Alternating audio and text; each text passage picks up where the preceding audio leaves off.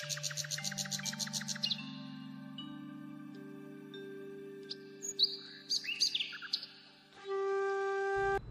Friends, ഇന്ന് എല്ലാവരും സുഖമായിട്ടിരിക്കുകയല്ലേ? അപ്പോൾ ഇന്ന് രാവിലെ ഞായറാഴ്ച കേട്ടോ, ഇന്നൊരു പരിപാടിയുണ്ട്. വീട്ടിൽ തന്നെ നമ്മളൊരു കണ്ടീഷണർ ഉപയോഗിക്കണം. ഒരുപാട് കെമിക്കലുകളുണ്ട് കണ്ടീഷണറിൽ. അപ്പോൾ നമ്മൾ വെണ്ടയ്ക്ക വെച്ചിട്ടാണ് ഇന്നൊരു കണ്ടീഷണർ അല്ലെങ്കിൽ ഷാമ്പൂ എന്നൊക്കെ പറയാം. അതിനായിട്ട് ഞാനിവിടെ 6-7 വെണ്ടയ്ക്ക എടുത്തിട്ടുണ്ട്. നിങ്ങൾക്ക് അധികം വേണമെന്നുണ്ടെങ്കിൽ അധികം വെണ്ടയ്ക്ക എടുക്കാം. ഇനി നമ്മൾ വീട്ടിലൊക്കെ നട്ട് വളർത്തുകയാണെന്നുണ്ടെങ്കിൽ വെണ്ടയ്ക്കയുടെ ഇല ഇതിലും ബെസ്റ്റാണ് കേട്ടോ.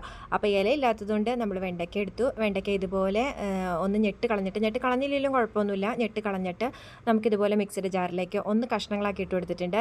ഇനി ഇതിലേക്ക് നമുക്ക് കുറച്ച് കറ്റാർവാഴ ചേർത്ത് കൊടുക്കാം. കറ്റാർവാഴയുടെ നീര് മാത്രമായാലും മതി കേട്ടോ. ഞാനിപ്പം കറ്റാർവാഴയുടെ മഞ്ഞ കളർ കളഞ്ഞിട്ട് ആ കറ്റാർവാഴ ഇട്ട് കൊടുക്കുകയാണ്.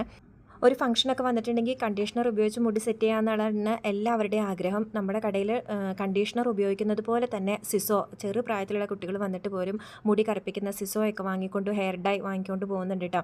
അപ്പോൾ നമുക്ക് വീട്ടിൽ തന്നെ ചെയ്യാം. കുറച്ച് വെള്ളം ഒഴിച്ച് ഇതുപോലെ ഒന്ന് മിക്സഡ് ജാറിലിട്ട് ഒന്ന് അടിച്ചെടുക്കാം. നിങ്ങൾക്ക് എത്രയാണോ കൊഴുപ്പ് ആവശ്യം അത്രയും.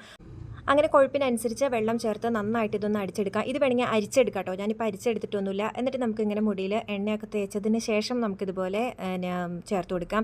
വെണ്ടയ്ക്ക ചേർക്കുന്നതിനോട് അനുസരിച്ചിരിക്കും കേട്ടോ അതിൻ്റെ കൊഴുപ്പും കാര്യങ്ങളൊക്കെ. നല്ല പോലെ തേച്ചിട്ട് ഇതൊന്ന് കഴുകിക്കളയാം.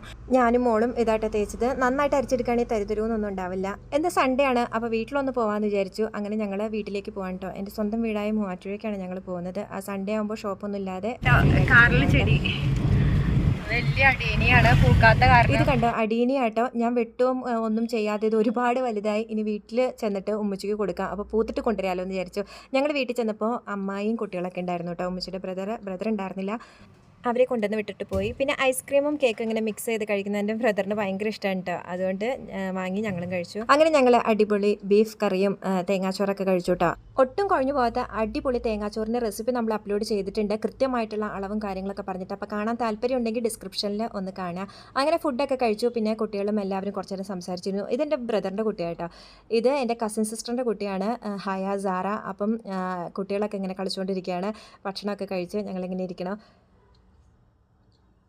അങ്ങനെ കുറച്ച് നേരം വെയിലൊക്കെ ആറിക്കഴിഞ്ഞപ്പോൾ മുറ്റത്തൊക്കെ നടന്നു. കുട്ടികളാകുമ്പോൾ കുറേ നേരം ഒന്നും അകത്തിങ്ങനെ ഇരിക്കില്ലല്ലോ. കുറച്ച് നേരം ഉമ്മച്ചിയുടെ ചെടികളൊക്കെ കണ്ടു, പൂവൊക്കെ എല്ലാം നോക്കിയിട്ടോ.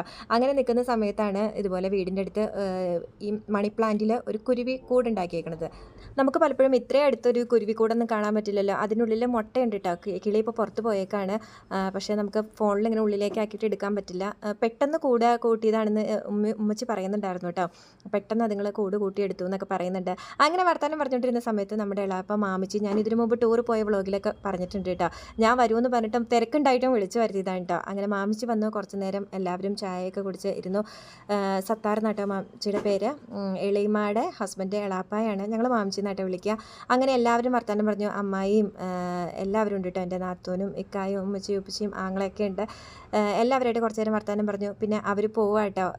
അപ്പോൾ ആ വഴി പോകുമ്പോൾ അമ്മായിയും ആക്കാമെന്ന് പറഞ്ഞു. ഉമ്മച്ചിയുടെ ബ്രദറിന് വരാൻ സമയമില്ലാത്തതുകൊണ്ട് കൊണ്ടുവന്ന് വിടാമെന്നും പറഞ്ഞ് പോന്നു. അങ്ങനെ ഞങ്ങൾക്ക് ടാറ്റയൊക്കെ പറഞ്ഞു.